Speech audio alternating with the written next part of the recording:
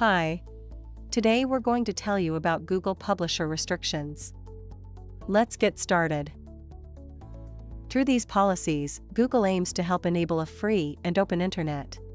It also helps publishers by allowing them to monetize their content and advertisers by offering useful products and services and reaching their potential customers.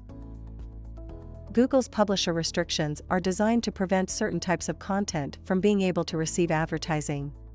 This can result in lower revenue and fewer advertisers, which can lead to less competitive auctions.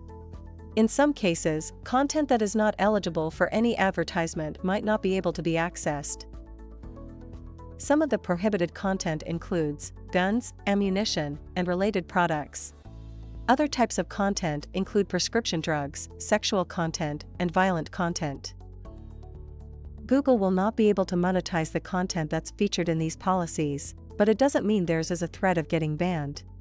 They're designed to help publishers and ensure that the ad ecosystem is healthy. One of the main goals of these policies is to ensure that the buyers get the most possible bids. Hope you found the information useful. Don't forget to subscribe to our YouTube channel and check out our videos with other great Google marketing solutions for your business. Thank you. Have a good day. Bye.